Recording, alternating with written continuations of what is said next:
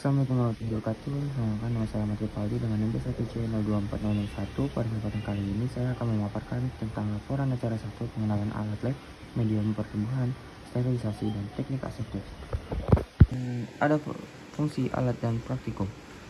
Fungsi alat dan praktikum pada pos 1 terdapat tabung reaksi yang berfungsi sebagai media pertumbuhan dan penampungan cairan. Lalu ada tabung reaksi yang pada umumnya terbuat dari kayu yang berfungsi sebagai tempat menyimpan tabung reaksi. Cawan Petri, yaitu wadah yang menyerupai mangkuk, digunakan sebagai wadah penyimpanan dan media kultur media. Lagu ukur yang digunakan untuk mengukur. Erlenmeyer sebagai wadah pencampuran. Batang air spreader digunakan untuk meratakan suspensi mikroba pada permukaan cawan Petri agar 50 tersebar merata. Pada pipet ukur digunakan untuk mengambil atau memindahkan cairan dengan volume tertentu. Pada pos 2, spektrofotometer berfungsi untuk mengukur kekeruhan optical density. Yang kedua ada hot lab, memanaskan atau menghangatkan sekaligus mencampurkan atau menghomogenkan larutan kimia. Yang ketiga ada timbangan analitik, suatu alat yang sering digunakan di laboratorium untuk menimbang bahan atau zat yang akan digunakan sebelum melakukan suatu percobaan membutuhkan suatu penimbangan. Fungsi alat praktikum pos 4 terdapat beberapa, yaitu ada inkubator yang berfungsi untuk menginkubasi mikroba pada suhu yang terkontrol.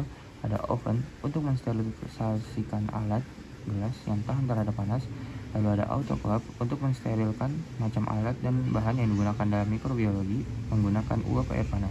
Water bath berfungsi untuk menjaga suhu larutan atau media agar tetap stabil pada suhu tertentu. Ada perkenalan jenis media dan fungsinya. Media kultur dapat diklasifikasikan berdasarkan bentuk, susunan, komposisi kimia, dan fungsinya. Terdapat media kultur ada 3 macam yang dapat dibedakan dari ada atau tidaknya bahan tambahan yang berupa bahan pemadat seperti agar atau gelatin.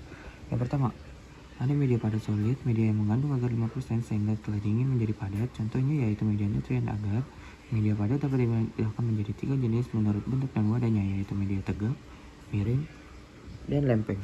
Yang kedua, ada media semi padat, semi solid, media yang mengandung agar atau 3% sehingga menjadi sedikit kenyal, tidak begitu cair, yaitu misalnya bakteri yang tumbuh pada media NFB, nitrogen free, bromthymol blue. Lalu ada media cair, merupakan media yang tidak tambahi bahan pemadat, umumnya digunakan untuk pertumbuhan mikroalga. Contohnya adalah NB nutrient broth dan LB lactose broth. Ada berdasarkan susunan komposisi bahan kimia. Berdasarkan komposisi kimia, media kultur bagi atas media alami dan sintetis merupakan media yang disusun dari bahan alami di mana komposisinya tidak dapat diketahui secara pasti. Biasanya langsung diekstrak dari bahan dasarnya seperti kentang, tepung, dan daging, dan lain-lain. Lalu ada media semi sintetis merupakan media yang disusun dari bahan alami dan bahan-bahan sintesis